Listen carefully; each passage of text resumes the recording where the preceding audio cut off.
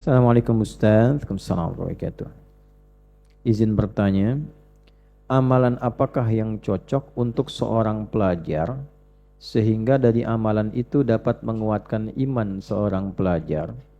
Kemudian dari iman itu dapat membuat seorang pelajar konsisten dalam menuntut ilmu. Jadi begini seorang pelajar.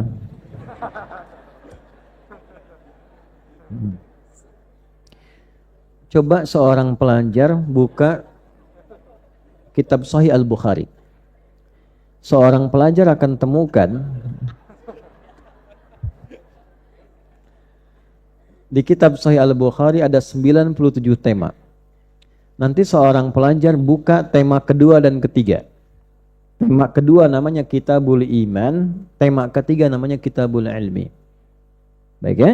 Di Kitabul Iman dijelaskan tentang cara-cara menguatkan iman. Nanti di Kitabul Ilmi dipadukan iman itu untuk menguatkan ilmu.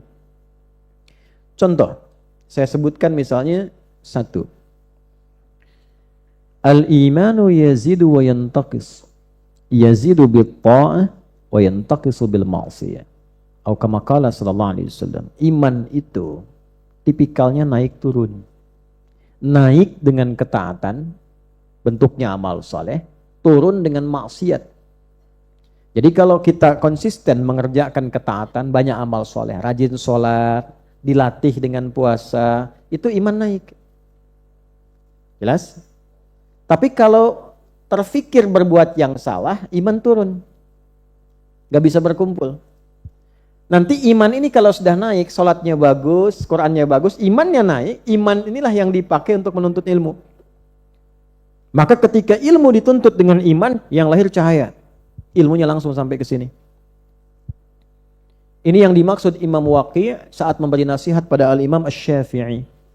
Kata Al-Imam Asy-Syafi'i, beliau mengatakan, "Syakautu waqi'an an su'i hifdhi, fanasahani an atrukal ma'asi, faqala al-ilmu nurun wa nurullahi la yunzalu ilal 'asi." Aku mengadukan akan kurang bagusnya hafalanku pada guruku Imam Waqi'. Hafalanku hari ini buruk sekali. Aku pengen ngadu ke Imam Waqi'. Bu, maaf ya, teman-teman Pak. Seburuk-buruknya hafalan Imam Syafi'i itu seperti apa sih? Datang ke Imam Malik, mau ngaji, ditanya, apa yang kamu punya? Saya sudah hafal kitab Anda Al-Muwatta'. Anda bayangkan, anak kecil muda menjelang muda itu udah hafal Al-Muwatta' ribuan hadis. Terus mengatakan hafalan saya kurang bagus nih. Apa kata gurunya? Anakku, al-ilmu nurun. Ilmu sejati itu cahaya.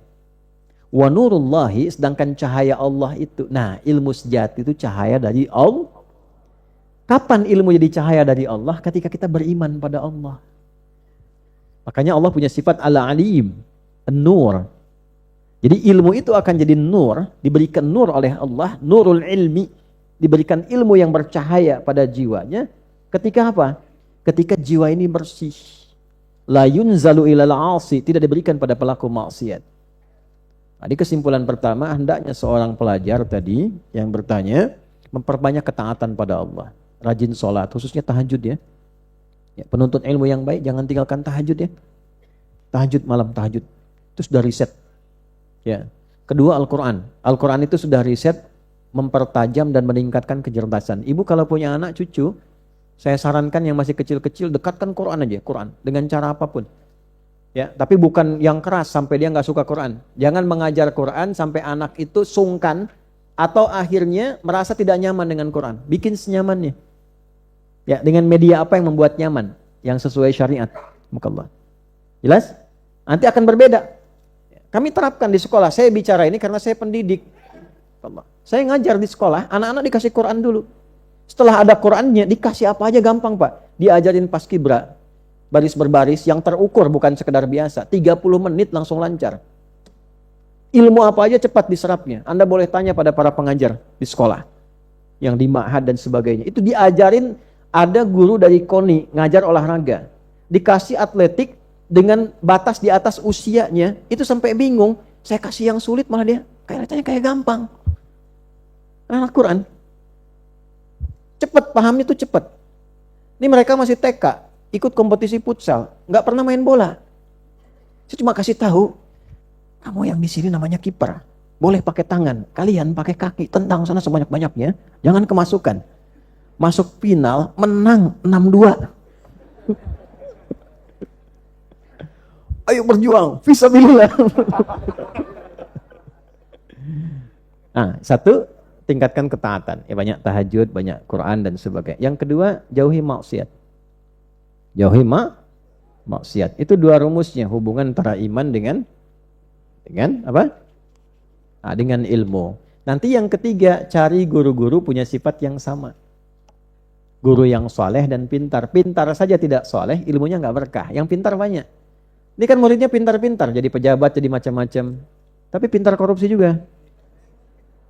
Ya, pintar mencuri juga, pintar menipu juga, karena ilmunya tidak berkah. Yang keempat, makan yang halal, minum yang halal, berpakaian yang halal, supaya jadi cahaya.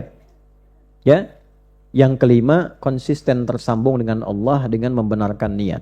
Innamal a'malu ya, 5 ini jaga, insya Allah seorang pelajar akan mendapatkan kualitas ilmu yang lebih baik. Wallahu a'lam bis-shawab. Nanti kumpulan itu ada di Quran surah ke-58 ayat 11. Ya ayyuhalladzina amanu, itu imannya. Idza qila lakum tafassahu fil majalis, itu aspek yang keduanya. Fafsahu yafsahillahu lakum, wa idza qila anshuzu suzu yarfa'illahu alladzina amanu minkum walladzina utul ilma. Itu hubungan antara iman dengan ilmunya. Wallahu a'lam bis-shawab.